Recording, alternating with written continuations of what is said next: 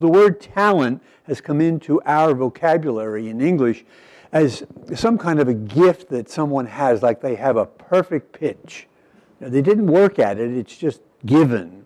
Or they have a great backhand, which they may have worked at, but they really had that ingrained talent from the beginning. And that's not what a talent is in the gospel.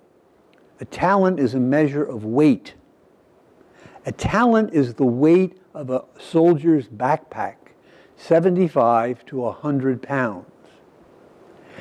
And a talent is worth 6,000 of those coins called denarii in the Gospels, which would be equivalent to the amount mentioned here have been equivalent to 16 years of labor for a day laborer. His total income for 16 years. So the numbers here are astronomical. This is Wall Street, Jerusalem style. This is big bucks. And it's all given to us as a metaphor for the great gift that has been entrusted to us. The gift of living forever. And of knowing that we're going to live forever. And of knowing why we are going to live forever, because God has come among us in the person of Jesus of Nazareth, and he has taken us unto himself so that we will always live. And all those things that get in the way of life, our selfishness and our sin, he will do away with. He has done away with. So what's the purpose of this parable? I think Jesus is saying to us that what he has given us is not just for us, because the last words he spoke were, "Go and tell everybody what I have made known to you. Teach them to live the way I have taught you to live." That's the very last words of Christ in the Gospels.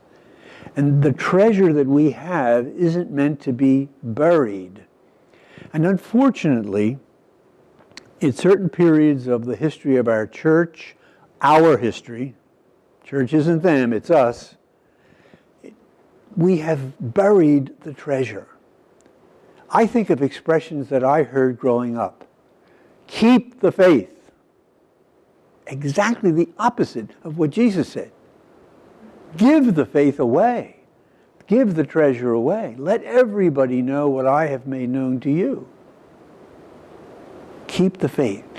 A lot of it's social, cultural.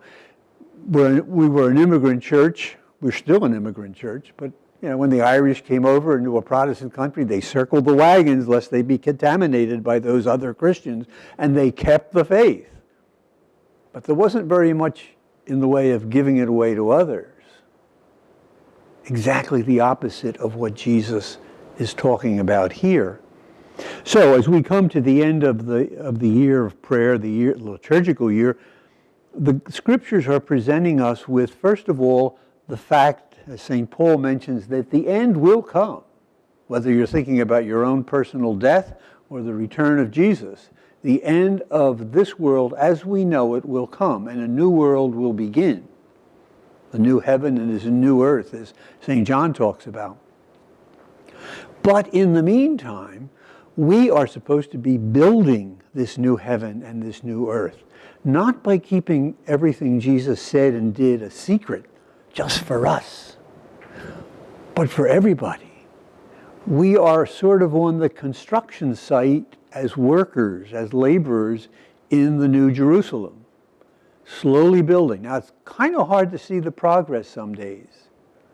And you look at the daily newspaper or watch the evening news, it looks like everything's going to hell in a handbasket. But God is at work in this world, in the person of Jesus, and Jesus works through us. And there's a steady construction. It takes faith to see it.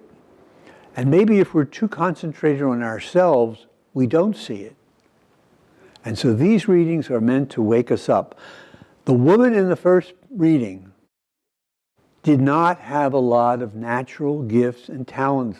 She got things done because she worked for them. She labored for them. She used her intelligence and her ingenuity and built up her family. And that's exactly what Jesus is calling us to do, to build up the New Jerusalem, the kingdom of God, until he comes again.